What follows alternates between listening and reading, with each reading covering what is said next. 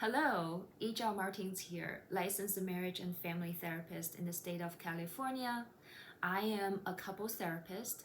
I'm also a reunification therapist and a co-parenting counselor, also called a mediator. Today, I want to tell you a little bit more how to prepare for your co-parenting sessions. So, co-parenting counseling or co-parenting therapy, in essence, is not therapy. It's a form of mediation, or we call it child custody mediation. What's the difference between therapy and mediation? Therapy is very much process oriented. We focus on how each person interact and communicate with each other and how's that impacting the relationship. Well, in mediation, we are very practical. We focus on very dogmatic issues and we set goals to achieve those in one session, generally or a couple sessions. So the goals are very different and the scope is very different. So that's good to know, right? So then you know how to prepare for your co-parenting. So number one, I highly recommend you to jot down any goals, objectives, bulletin points.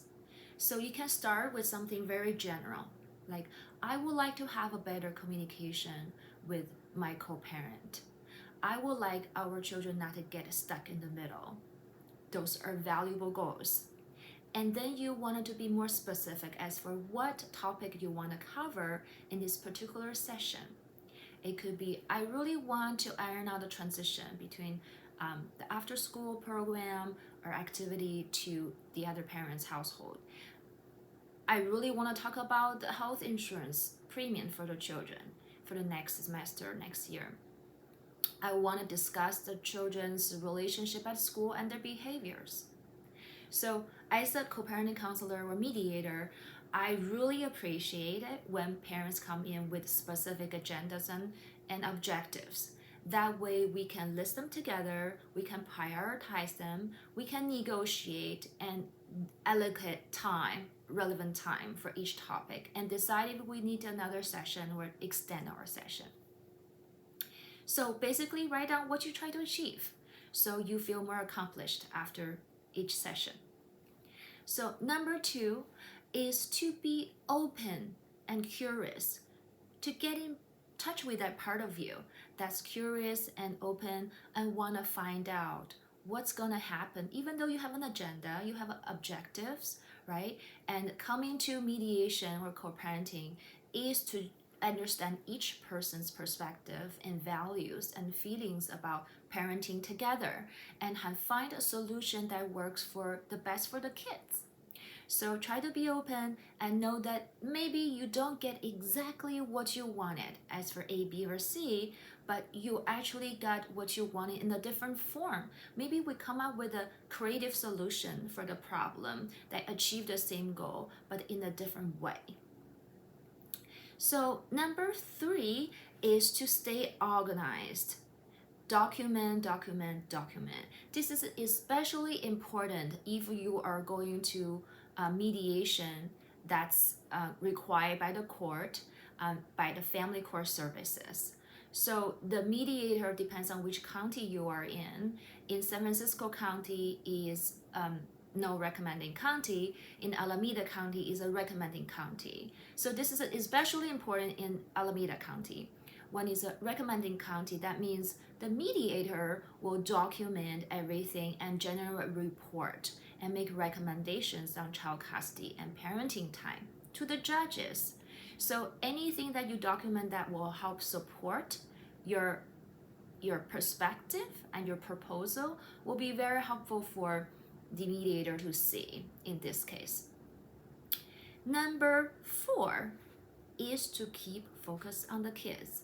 BIOC, best interest of the child. That is what California court and judges really focusing on.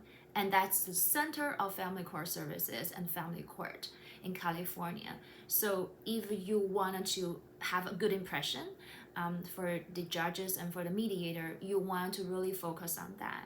And I will suggest you bring a photo, or if you have a digital photo to share with the other parent and with the mediator at the beginning of the session, or when you have a very difficult time. Sometimes I will say, let's just show a photo of little Johnny. Let's see what little Johnny is doing and how much fun he is having, and how can we best serve his interest to find a way that help him to transit, help him to thrive, and help him to adapt to different households, and what's best for his mental health and his emotional well-being. So the last one is to stay committed and consistent. I know, especially if you are court mandated or court ordered mediation or co-parenting, you may feel a little bit resistance. Like, I'm a parent, why do I need the court, somebody tell me what to do with my children and order me to go to this session to work on my co-parenting relationship with the other parent? Well, if you don't have a very amicable divorce or you have high conflict, very likely either you do not want to talk to your co-parent or you fight all the time. And that's generally why the court wants you to be in the same space, to have the help of a professional to develop communication, healthy communication patterns back and forth, and coordinating care for your children so they feel at ease and it's more predictable for them, and the chances of them having anxiety and depression will be reduced significantly. So it takes some time to learn something new, to establish a routine with your co-parent, and to develop some skills and set up a framework that works for your children. Sometimes you need to come back and adjust.